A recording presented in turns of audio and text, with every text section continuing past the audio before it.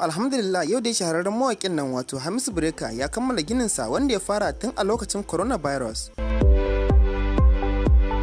To kamar yadda kuke gani a jikin wannan bidiyo da hoto, gida ne na jarumi Hamisu Breaker wanda ya fara gina shi tun a lokacin lockdown bayan waƙarsa ta jaruma ta tashi yayin da ya samu kuɗi sosai akan wannan waƙa. Wannan dalilin ne yasa jarumi Hamisu Breaker ya fara ginin sa inda ya sayi fili a garin Kano sannan kuma ya fara gina shi. Zuwa yanzu dai jarumi Hamisu Breaker ya kammala ginin wannan gida nasa, inda kamar yadda kuke gani a jikin wannan bidiyo, gida ne babba sannan kuma cike yake tsaf da kayan alatu sannan da kayan more rayuwa. A takaice dai gida ne babba na alfarma wanda sai manya-manyan masu kuɗi suke gina irinsa. Wannan shi ya tabbatar mana da cewa jarumi Hamisu Breaker fa yana samun makudan kuɗi a wannan harkar tashi ta waka. Duba da yadda jarumin ya gina wannan gida sannan kuma yana da motoci ba ɗaya ba biyu ba. Tab lalle harkar waka tana kawo kuɗi. To yanzu ba abin da ya rage ga jarumi Hamisu Breaker, saura mu ga ya ɗauko wadda za ta zauna a cikin wannan gida. Ma'ana dai ya zaɓo zinariyar mata wadda za ta kasance masoyiyarsa kuma matarsa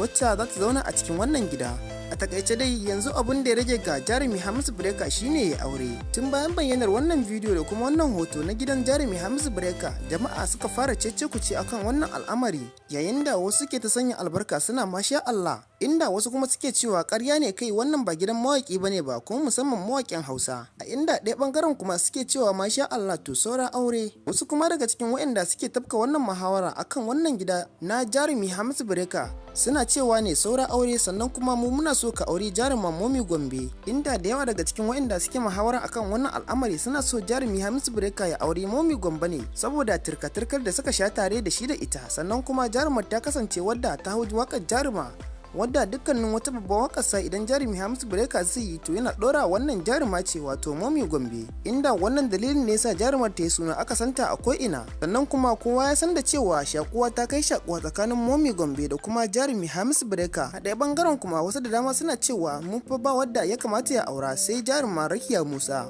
wato 'yan Nijar. Dukkanin wanda yake bibiyan al'amuran jarumi Hamisu Breaker ya san da cewa yana da masoya guda biyu 'yan mata wanda sun kasance suna son shi da aure. Ba wai iya a fim ba ko kuma a waka, har a zahiri Rakiya Musa da Momi Gombe sun kasance suna son jarumi Hamisu Breaker domin dai ya aure su zauna zaman aure tare da shi, inda ake tafka muhawara akan wannan al'amari. Rakiya Musa ta kasance ita ma tana matukar son jarumi Hamisu Breaker, a inda ita ma Momi Gombe tana son sa, sai dai kuma sun fara janye jikin nasu ne tun lokacin da suka fahimci cewa ba jarumi Hamisu Breaker yanzu ba aure ne a gabansa ba. Daga nan ne kuma dukkan rigimar ta tsakanin Momi Gombe da Rakiya Musa ta ragu, suka daina rikici akan jarumi Hamisu Breaker. To a yanzu dai bamu san wa jarumi Hamisu Breaker zai aura ba, shin zai aure Momi Gombe ne wadda sun dade suna soyayya wanda ya yi rigima da wani a kanta, ko kuma shin zai aure Rakiya Musa wadda ta kasance tana matukar son sa. Kuma dukkanin wanda yake bibiyan al'amuran Hamisu Breaker ya san da cewa Hamisu Breaker ya yi wakar nayi sa'a tare da jaruma Rakiya Musa, a inda wakar ta tashi sosai, sannan kuma wakar ta yi suna a Najeriya da Nijar da kuma Libya da sauran kasashe, wanda ba wai iya Najeriya ba har da kasashen turai wannan waka ta yi tashi. Inda a bangare ɗaya kuma jaruma Momi Gombe suka yi waka da jarumi Hamisu Breaker wato babban wakarsa mai suna jarumar mata, wanda wannan waka ta yi trending sosai, inda idan ba ku manta ba har sai da ta zo ta ɗaya a dukkanin faɗin Najeriya, inda ake jin ta a kasashen duniya kamar irin su India da USA da kuma America, UK da France da sauran kasashen duniya na turawa da kuma bangaren Asia, inda ta yi tashe sosai a kasar Laraba wato Saudi Arabia da kuma Dubai. Wannan waka ta jarumar mata sun yi ta ne tare da jaruma Momi Gombe da kuma Hamisu Breaker, yayin da jama'a suke ta cewa wannan fa soyayya ce ta gaskiya wadda jarumi Hamisu Breaker yake nuna wa Momi Gombe a cikin wannan waka. To yanzu dai muna nan mun zuba ido mu gashin wa jarumi Hamisu Breaker zai aura, shin zai aure jaruma Rakiya Musa ne ko kuma zai aure Momi Gombe.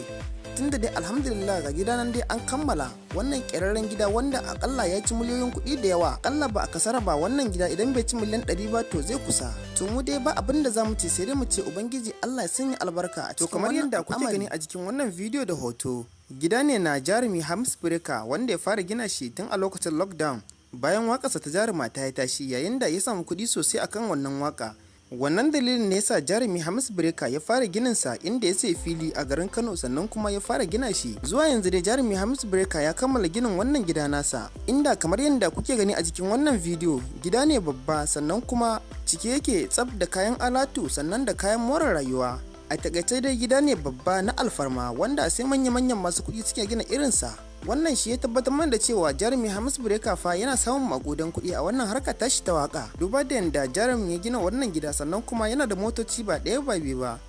Lalle harkar waka tana kawo kuɗi. To yanzu ba abin da ya rage ga jarumi Hamisu Breaker, saura mu ga ya ɗauko wadda za ta zauna a cikin wannan gida. Ma'ana dai ya zaɓo zinariyar mata wadda za ta kasance masoyiyarsa kuma matarsa wacce za ta zauna a cikin wannan gida. A takaice dai yanzu abin da ya rage ga jarumi Hamisu Breaker shine ya aure. Tun bayan bayyanar wannan bidiyo da kuma wannan hoto na gidan jarumi Hamisu Breaker, jama'a suka fara cece-kuce akan wannan al'amari, yayin da wasu ke ta sanya albarka suna masha Allah, inda wasu kuma suke cewa ƙarya ne kai wannan ba gidan mawaki bane ba, kuma musamman mawakin Hausa. A inda ɗaya bangaren kuma suke cewa masha Allah to sauran aure. Wasu kuma daga cikin waɗanda suke tafka wannan muhawara akan wannan gida na jarumi Hamisu Breaker suna cewa ne sauran aure, sannan kuma mu muna so ka auri jaruman Momi Gombe, inda da yawa daga cikin waɗanda suke muhawara akan wannan al'amari suna so jarumi Hamisu Breaker ya auri Momi Gombe ne saboda turka-turkar da suka sha tare da shi da ita, sannan kuma jarumar ta kasance wadda ta hau wakar jaruma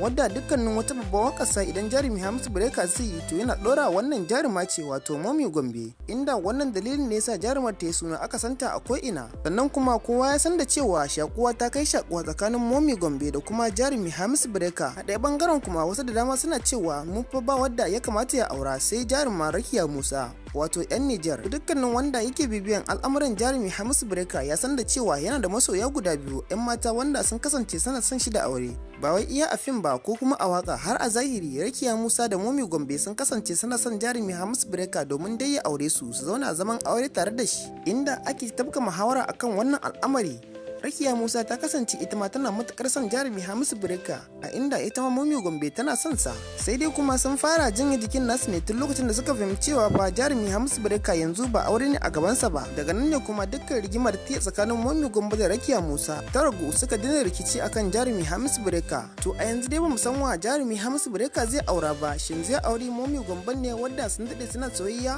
wanda yayi rigima da wani akan ta, ko kuma shin zai auri Rakiya Musa wadda ta kasance tana matukar son sa. Kuma dukkanin wanda yake bibiyan al'amuran Hamisu Breaker ya san da cewa Hamisu Breaker yayi wakar nayi sa'a tare da jaruma Rakiya Musa, a inda wakar ta tashi sosai, sannan kuma wakar ta yi suna a Najeriya da Niger da kuma Libya da sauran kasashe, wanda ba wai iya Najeriya ba har da kasashen turai wannan waka ta yi tashi. Inda a bangare ɗaya kuma jaruma Momi Gombe suka yi waka da jarumi Hamisu Breaker wato babbar wakarsa mai suna jarumar mata, wanda wannan waka ta yi trending sosai, inda idan ba ku manta ba har sai da ta zo ta ɗaya a dukkanin faɗin Najeriya, inda ake jin ta a kasashen duniya kamar irin su India da USA da kuma America, UK da France da sauran kasashen duniya na turawa da kuma bangaren Asia, inda ta yi tashe sosai a kasar Larabawa wato Saudi Arabia da kuma Dubai. Wannan waka ta jarumar mata sun yi ta ne tare da jaruma Momi Gombe da kuma Hamisu Breaker, yayin da jama'a suke ta cewa wannan fa soyayya ce ta gaskiya wadda jarumi Hamisu Breaker yake nuna wa Momi Gombe a cikin wannan waka. To yanzu dai muna nan mun zuba ido mu gashin wa jarumi Hamisu Breaker zai aura, shin zai aure jaruma Rakiya Musa ne ko kuma zai auri Momi Gombe? Tunda dai alhamdulillah ga gida nan dai an kammala wannan ƙirarren gida wanda akalla ya ci miliyoyin kuɗi da yawa, akalla ba a kasara ba wannan gida idan bai ci miliyan 100 ba to zai kusa. To mu dai ba abin da za mu ce sai dai mu ce ubangiji Allah ya sanya albarka a cikin wannan al'amari.